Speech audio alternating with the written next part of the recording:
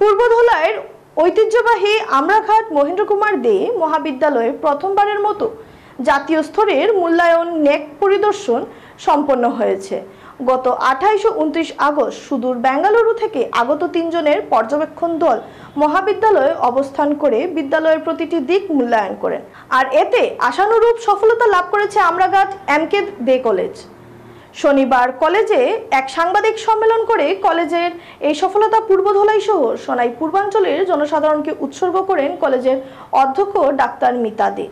তিনি বলেন, প্রত্যন্ত এলাকার এই মহাবিদ্যালয় 1994 সালে প্রতিষ্ঠিত হয় ও 2021 সালে সরকারি স্বীকৃতি লাভ করে। এদিনের সাংবাদিক সম্মেলনে কলেজের শিক্ষক এবং অশিক্ষক কর্মচারীদের মধ্যে উপস্থিত ছিলেন ডাক্তার ঐখলুই দেব, ডাক্তার হোসেন আহমেদ চৌধুরী, সৈদুর রহমান লস্কর, সন্দীপন থান প্রমুখ। করে নিয়েছি এনসিসি আছে, বয়েজ গার্লস, এনএসএস আছে, তো প্রত্যেককে আমরা বাইরে পাঠাই। বিভিন্নভাবে স্টুডেন্টরা যায়। আমাদের যে এনএসএসের বা এনএসএসের যে প্রোগ্রাম অফিসার উনিও অনেক অ্যাক্টিভ। তারপর এনসিসির যে 2 জন সিটিও আছে, মিঠুন বণিক, টকলাই দেবী, 2 জন গার্লস এবং বয়েজদের ওরা সম্পূর্ণ দেখভাল করছে।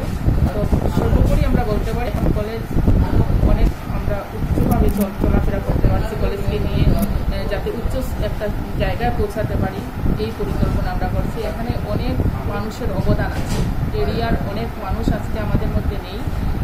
আজকে নেক আমরা করতে পেরেছি, হয়তো তাদের জন্যই আমরা করতে পেরেছি। তারা যদি এই কলেজকে একটা সুন্দরভাবে রূপ দিত না, তাহলে হয়তো আমরা এটা করা সম্ভব হতো না।